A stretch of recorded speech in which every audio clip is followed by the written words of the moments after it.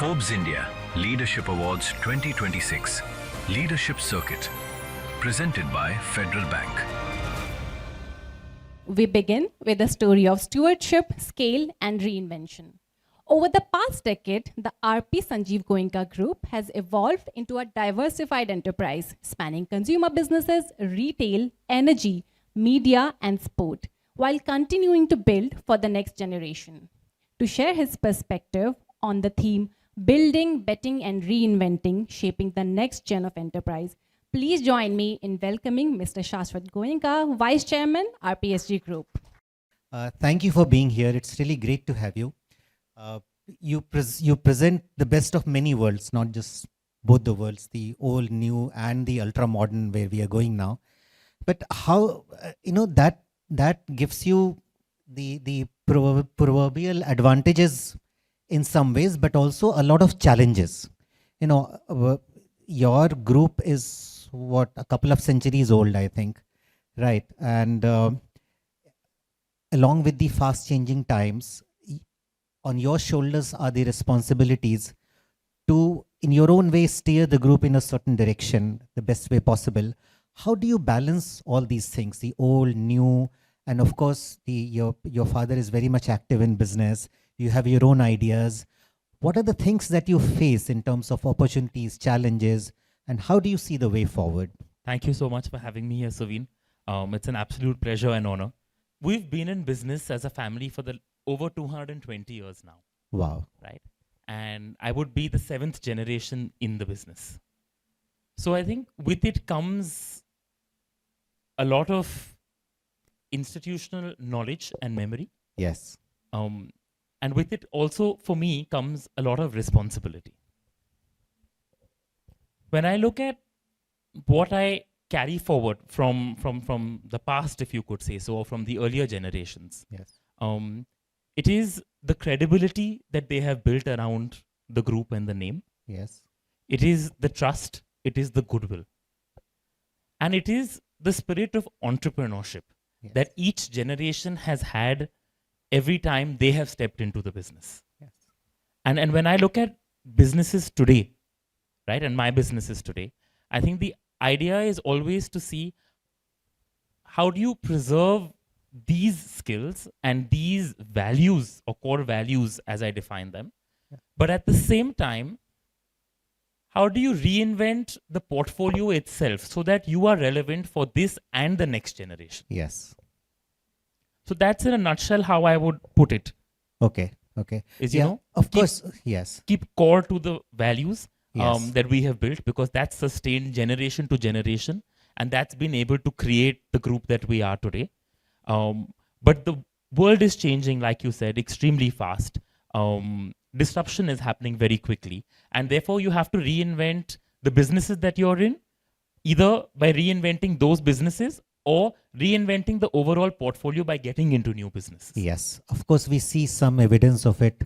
You made page 1 headlines very recently with this renewable energy acquisition. Now that, again, how do you identify such opportunities and how do you make your picks? It can't be an easy decision. We are talking about thousands of crores here. And in an area which is still evolving, it's not a finished thing, and there are several moving parts. Now, how do you handle those uncertainties as well as the opportunities? When you look at the energy space, right? Yes. We have been in the energy and electricity business for many decades. Many years. Yeah. So this is the classic case of reinvention of that business, right? Right. And for us, when we look to invest in not just this, but in any business, we're looking at, I would say, 3 broad things, right? Yeah. One is the demand for that business structural in nature, which means it's going to be long-term. It's not situational or short-term. Right. Second thing we look for is there policy stability around that sector? Yes. And I think the third thing we look at is, from an economic standpoint, do the economics stack up for that business, and will they stack up from a long-term standpoint? Right. Right? So I think these are the 3 broad decision criteria that we look at. And specific to renewables, all 3 of that stacks up. When you look at India, we have a target of getting to 500 gigawatts of non-fossil fuel energy by 2030. Yes. When you look at Viksit Bharat, when you look at India's net zero ambition by 2070, all of this gives you long-term comfort that this is a sector that is only going to grow. And when you look policies around it, right from whether you look at ALMM or you look at the protection on the cell manufacturing as far as the manufacturing value chain of the solar modules and panels is concerned, etc. Right? And across the entire thing, there is a lot of policy consistency and consistent policy development in this sector as well that's happening. Yes. And the economics of this business now just make a lot more commercial sense. 10 years ago, it may not have, that was not true. But today, Yes. that is extremely true. So I think these were the factors that we looked at in this case, and we look at it in every case. Okay, brilliant. Just a little bit more on that, but less of you as a businessman and more as an individual. You know, when you find yourself in the position that you have, which is vice chairman of a $10 billion group, thereabouts, right? And growing and entering new areas, you know, there are many eyes focused on you, right? That, okay, this young boy is there. He's the seventh generation. What are his ideas? Where is he taking us? I mean, I can't even imagine the kind of pressures you might be feeling, right? So as a person, how do you deal with those expectations? You know, we're talking about thousands and thousands of people whose livelihood is derived from your decisions, right? Directly, indirectly, and tertiary. Let's not even think about that. Could be millions, right? How is there something that keeps you awake at night? Is there some mechanism you have to deal with the pressures? How do you cope? Every entrepreneur that you talk to will tell you that there are 100 things that keep them alive at night or awake at night, right? Yes. But I think the one common thread that you will get is what next. And for me, that's what keeps me awake at night, is what next. And how do you kind of ensure that what you're building is continuously relevant and stays relevant over the next 50 years, next 100 years. Right. So for me, that's what keeps me awake at night. And I don't let expectations become a source that drains me. For me, it actually fuels my energy further, where you start to push even your boundaries to see what else can you do and deliver. Okay. Okay, that's so you use the pressure in a constructive manner. You Like could a say fuel. that, yeah. Like a fuel. Okay, okay. But as a family, and again repeating that you are the seventh gen, right? Formally, informally, structured, unstructured, do you have a way of, you know, regular exchange of ideas? You come together, you discuss things, you say that, okay, this is where I need your help, but that is where I can help you. Do those things, how do those things happen? As a family, our policy is very clear. We're very open and transparent with each other. Okay. Right? Whether it's at business or at home. And that possibly is our strength, because there are no walls, there are no filters in what we speak to each other. It could be to the parents, them to us, us to our kids, siblings. It's just very open and transparent. And as a result, everyone is free to share their point of view with no judgment. Yes. Everyone is free to share ideas, and everyone's free to counter any ideas as well, right? Okay. And I think we view that as a strength that we as a family have been able to develop. Okay. That we don't have to worry about, should I tell dad this, or should I tell mom this, or should they tell me something they're thinking or not. We just are very open with what we think and we say. Okay, how nice. But you know, people we are closest to, we also tend to take them for granted. Do you sometimes lose your patience in these discussions? Why is it taking so long? I want to go faster. The answer can be no, it's all right. For certain things, that's always the case, right? Yes. And I think that's, every generation has different expectations on speed, for example, or on, sometimes it's not, and it works both ways, or all three ways, whichever way.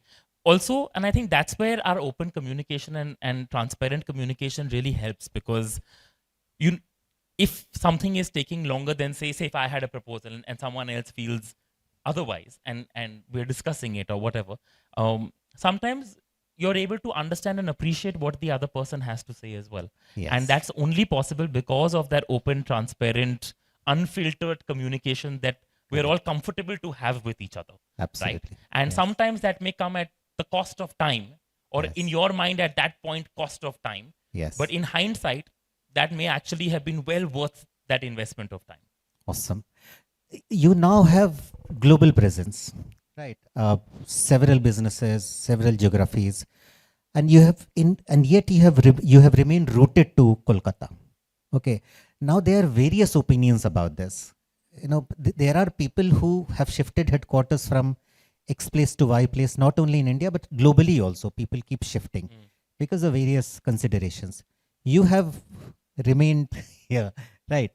Now, in your view, is that an advantage, disadvantage? Is it neutral? But being in Kolkata, how does it really work for you? Calcutta has been home for my family since the early 1800s, right? So, and for me, it's been home since I've been born as well. So it's very much home, and there is a certain degree of comfort that you feel when you are here, from a emotional standpoint, right? But I also fundamentally feel that where you live or where you operate does not have to necessarily limit you from doing anything anywhere else in the world. And like you started off by saying, we've been able to establish a strong global presence over the last decade. And Yes. that has happened despite living in Calcutta, right? Yes. And so for me, I think I draw a lot of strength from the city, from the relationships we have built in the city over the generations, from what the city and the state have to offer.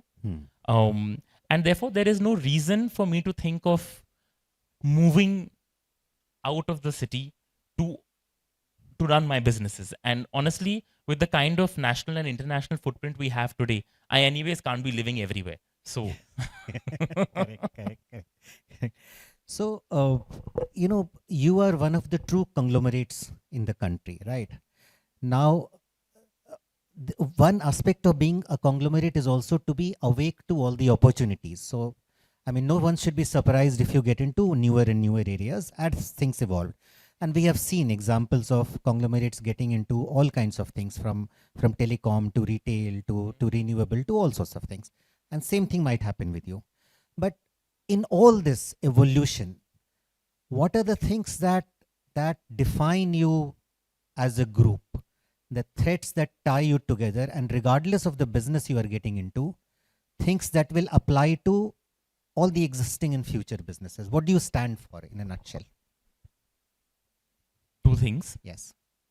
From a business investment standpoint, I would say the rigor of capital discipline. For us, that is the guiding principle for every business that we are in Yes. or will get into, Right. or will even choose to exit from. Yes. Right? That's the first and foremost. And I think the second thing that defines us is the strength of the people in our businesses. And for us, that is extremely important. Okay. Great. Speaking about people, there are also people that you bet on as investors. You have a fairly in my notes here say that RPSG Capital Ventures has more than 1,000 crore in capital across 3 funds and 25 brands. Now, when you or your group, you might not be involved actively in every decision. You have people, like you said. But what kind of entrepreneurs do you see yourself backing? What qualities will they bring to the table to earn your trust and your capital? So like you said, we've got about 1,000 crores in 3 funds, Yes. 25 different companies we've invested in, with 9 successful exits as well. Right? Yes. And the fund's been a good story for us. We are at over Yes. 40% IRRs on the funds as well. Yes. Right? So I think what's worked for us is bringing that same belief of capital discipline even in the founders and entrepreneurs that we are backing, to say that just because you have been able to raise venture capital or venture funds does not give you the license to grow indefinitely at the cost of profit. Yes. And you have to grow sustainably and grow fast, because that is what the market is rewarding today. Correct. So you have to find that model that is working for you.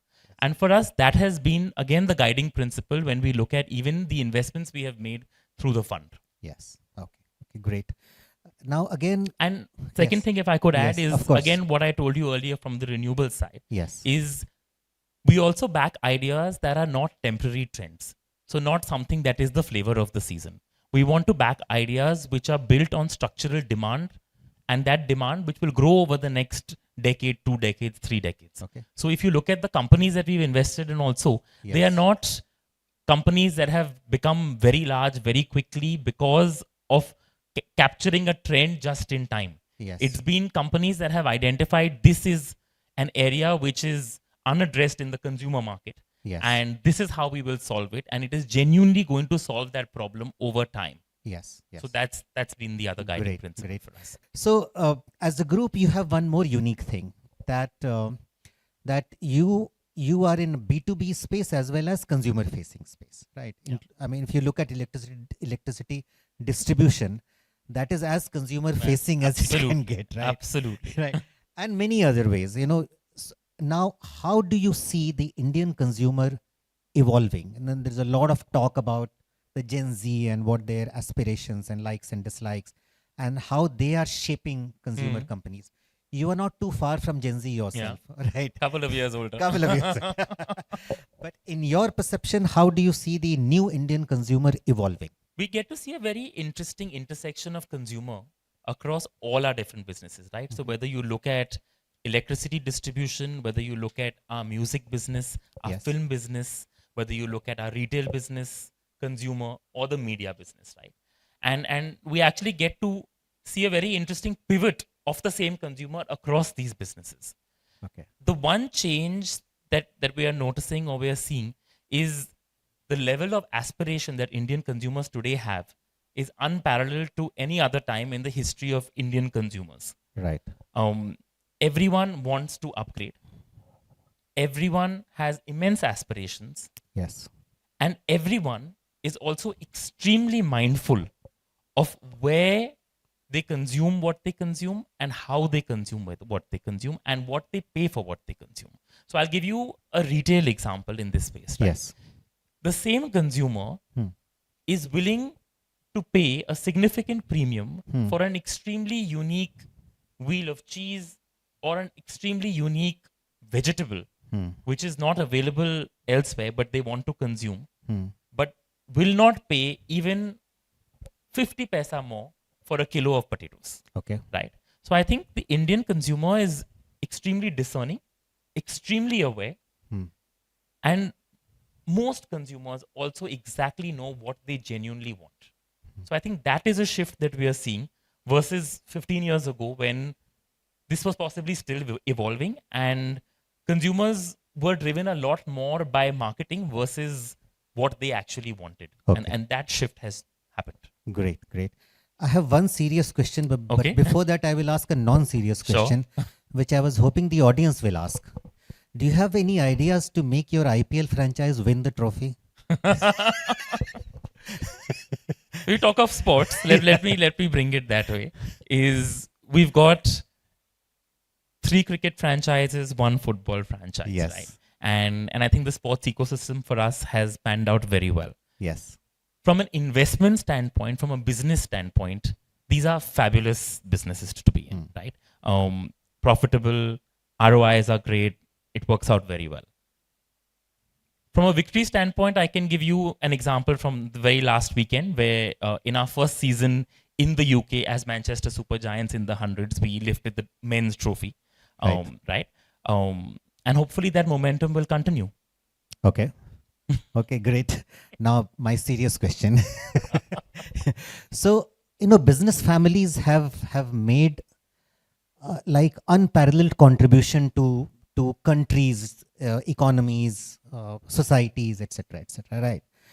But all of them also come with a caveat. There was that famous study, probably by McKinsey or one of those, that all family businesses tend to falter by the 3rd generation. Now, I'm talking to the 7th generation of a family here, right? What is it that works in your case that has kept the family intact? I know, there are 2 branches of the group now, but yet it's probably a case study in how to do it right? And how both the parts have grown strength to strength, right? What works in your case? For us, what's always worked, and I said this in the very first question you asked Yes. me, is with each generation that comes into the business, they are given a free hand to reimagine and reinvent the business that they have inherited, Yes. and also the freedom to venture into newer businesses, right? Yes, And yes. for us, that has been our mantra of success. Okay. Because each generation has come in, they have reinvented the business, sometimes exited those businesses and deployed capital in newer businesses, right? And that's helped us stay continuously relevant and relevant to the changing times and to the future times. And I think that has been the success mantra for us. I don't think today we have any business with us today which was started 220 years ago by that, Right. you know, So it's original co- forefather of mine. So it's constant reinvention It's also. constant reinvention. So it's continuity plus reinvention. Running Absolutely. in Continuity parallel. and reinvention. And reinvention. Continuity of businesses, continuity of values, but more importantly, reinvention of businesses and industries that we operate in. Okay. Great. Shashwat, continuity and reinvention, these seem to be the buzzword. Good point to conclude our discussion. Thank you very much again for your time. It was great to have you here. I'm sure all of you enjoyed it. Let's show our appreciation for Shashwat. Thank you so much. Forbes India Leadership Awards 2026 Leadership Circuit, presented by Federal Bank.